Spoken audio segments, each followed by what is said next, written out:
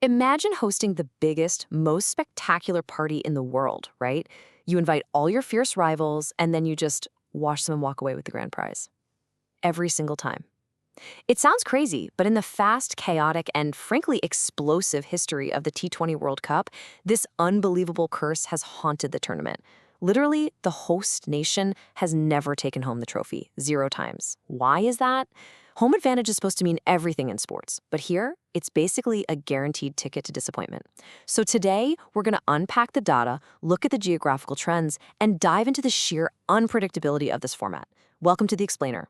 So today, we're looking at the T20 World Cup, a history of curses and kings. We're talking 15 years of absolute high-stakes cricket history. We're going to see exactly how this tournament evolved from this wild, kind of untested experiment back in 2007 into the massive global juggernaut we know today. We'll be tracking the legendary players, the crazy shifts in momentum, and of course, the stats that defined the fastest game on Earth. Here's a quick look at our roadmap for today. First, the dawn of T20. Second, spreading across the globe. Third, the modern era kings. And finally, number 4, records, trends, and curses. All right, let's dive right into Chapter 1, the dawn of T20, spanning from 2007 to 2010. From its very inception, this tournament just bounced right across the globe. It kicked off in South Africa in 2007, culminating at the Wanderers in Johannesburg.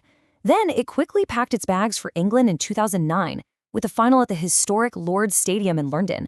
And then, literally just a year later, it crossed the Atlantic over to the West Indies in 2010, wrapping up at the Kensington Oval in Bridgetown. Think about that.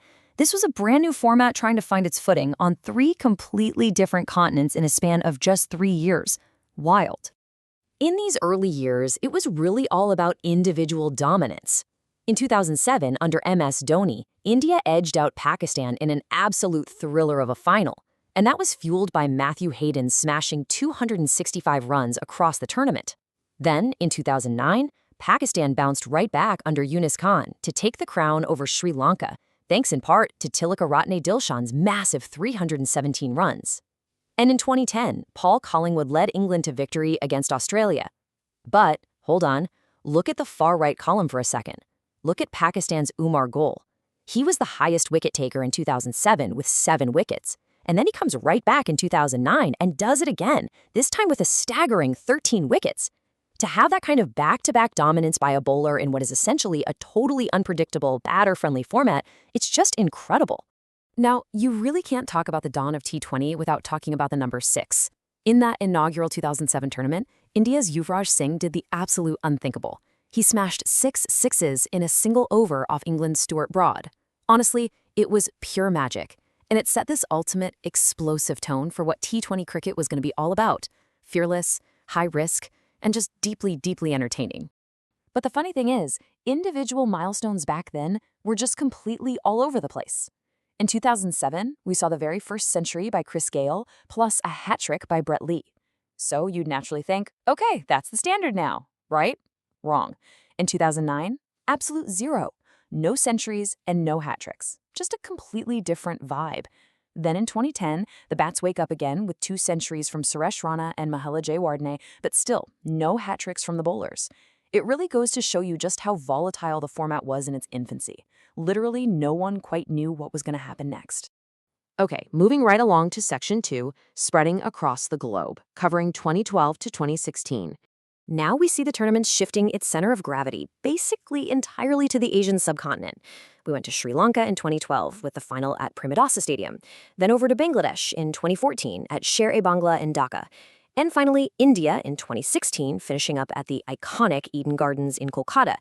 And this geographical shift was huge because it brought entirely different pitch conditions. Suddenly, we're seeing conditions heavily favoring spin bowling and highly tactical batting, which is a big contrast to those fast, bouncy pitches we saw in South Africa or England. This era was really defined by the story of 2 distinct powerhouses. If you look at the winners, Darren Sammy captained the West Indies to snatch the trophy in 2012 against Sri Lanka. Then Lasith Malinga leads Sri Lanka to grab the title in 2014 over India. But then the West Indies bounced right back in 2016 under Darren Sammy again, beating England. The West Indies truly established their legacy here, grabbing 2 titles in just a 4-year span. And what's really fascinating here is that Marlon Samuels was actually named Man of the Finals for the West Indies in both 2012 and 2016.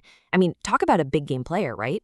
And speaking of individual greatness brewing in this middle era, check this out. India's Virat Kohli achieved something truly phenomenal. He was named Player of the Series in 2014, where he also top-scored with a massive 319 runs. And then he turns around and wins Player of the Series again in 2016.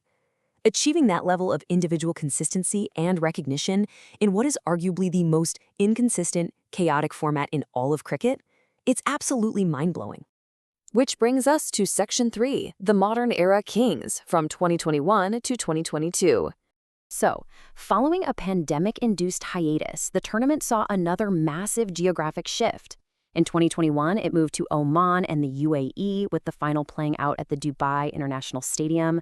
And then, the very next year, in 2022, the tournament traveled down under to Australia, ending up at the massive Melbourne Cricket Ground. Let's look at the champions here. In 2021, Aaron Finch led Australia to finally break through, defeating New Zealand. Then in 2022, England claimed their 2nd overall title by taking down Pakistan, with Sam Curran winning both Man of the Finals and Player of the Series. But actually, focus your eyes on the top wicket-taker column on the right for a second. Look at Sri Lanka's Noodle Hasaranga. This guy took 16 wickets in 2021 and then was the highest wicket-taker again in 2022 with 15 wickets. Just like Umar Gul back in the early days, Hasaranga has really become this modern wicket-taking machine. It just proves that having world-class bowling is absolutely just as vital as big hitting in the modern game. Now, if we chart out the absolute extremes of batting peaks across all these different eras, you start to see just how ridiculously hard it is to break the 300-run ceiling in a single tournament. Look at this. Tilakaratne Dilshan hit 317 back in 2009. Virat Kohli set the high watermark with 319 in 2014. And Babar Azam posted 303 runs in 2021. And if you're wondering, okay, why does this matter? Well, maintaining consistency at a high strike rate across an entire T20 tournament is literally the rarest commodity in the sport. These bars, they represent absolute batting royalty. To cross 300 runs basically means you are single-handedly carrying your team's top order. And hey, remember that massive hat-trick drought we talked about earlier? Well, the modern era absolutely shattered it. In 2021 alone, we saw 3 hat-tricks. Curtis Camphor, 1 into Hasaranga, and Kagisa Rabada. Then in 2022, 2 more from Karthik Miyapan and Josh Little. I mean, compare that to the complete drought we had across 2009, 2010, 2012, 2014, and 2016. It's like night and day. The modern bowlers have really figured out how to strike in rapid succession, just turning games completely upside down in a matter of 3 deliveries. Bringing it all together now, let's head into our final section. Section 4, Records, Trends, and Curses. First up, let's talk about the true kings of the format. In the entire history of the T20 World Cup, only 2 nations have ever managed to conquer the world twice. The West Indies, who were champions in 2012 and 2016, and England, who won in 2010 and then again in 2022. It is just incredibly difficult to build a dynasty in T20 cricket, mostly because, well, a single bad over can literally send you packing. Yet somehow, these 2 cricketing cultures have found a formula that actually works. But the really crucial point here is the sheer, undeniable unpredictability of T20 cricket.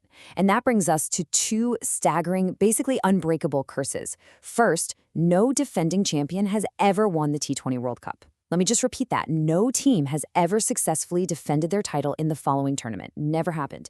And second, going all the way back to our very first question at the start of this explainer, no host nation has ever won either. That supposed home advantage, it simply doesn't exist in the T20 World Cup. Honestly, it's a certified curse. Before we wrap up, we really have to take a second to honor the true Iron Men of the format. Out of all the players in the world, only 2 individuals have competed in every single T20 World Cup.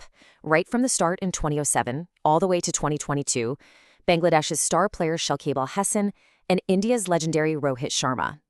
To survive, adapt, and evolve for 15 years in a game that changes this fast, that is just a testament to their absolute sporting genius. They are quite literally the living history of this tournament. Which leaves us with this final thought. We've seen records absolutely smashed, we've seen the most unpredictable swings in momentum, and we've seen kings crowned all across the globe.